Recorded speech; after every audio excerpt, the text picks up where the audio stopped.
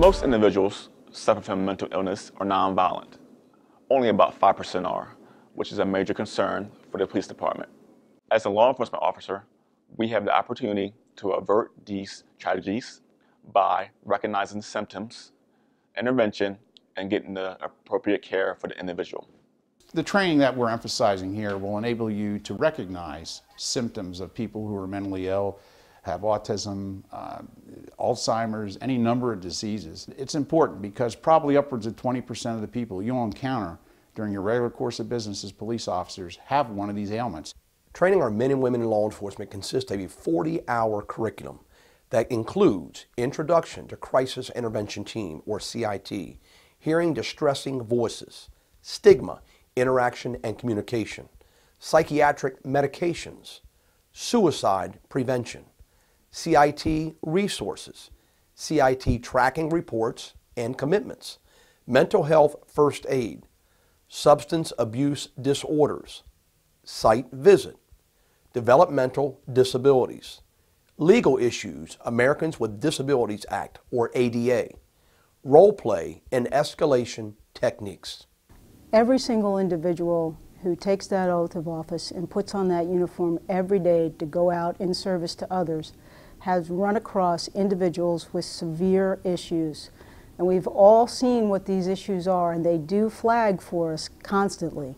This training, crisis intervention training, will enable you to link those critical pieces together and make sure that that person that you're encountering gets the services they need, and will also ensure that you get to go home to your family. CIT helps people with behavioral health issues get the proper treatment they need and other resources, and keeps them out of jail. A lot of times when we're not recognizing behavior as it relates to mental illness, we'll react in a way that is not only dangerous to ourselves, but a danger to the people that we're encountering. An example would be Aaron Alexis, the Washington Naval Yard shooter. Approximately a month before this event, Mr. Alexis had actually contacted the police to file a report stating that he was hearing voices inside of his head. And subsequent to that, he had another law enforcement contact where it was reported that he had completely dismantled the bed in his hotel room, attempting to locate people he believed were hiding under that bed. CIT reduces officers' injuries, SWAT team call-outs, and the amount of time officers spend on the disposition of a behavioral disturbance call. What crisis intervention training does, it trains the officer how to differentiate between mental illness, some types of substance abuse, different types of psychosis, paranoid schizophrenia, when they encounter it on the street with individuals. And it enables them to point these people in the right direction, where to get treatment, instead of just arresting them. It is a community collaboration between mental health providers, law enforcement, and family and consumer advocates. There will be follow-up. You may even participate in some of this with our mental health partners and get them the proper treatment. So it's an all-encompassing program, and it's very important for us to participate in.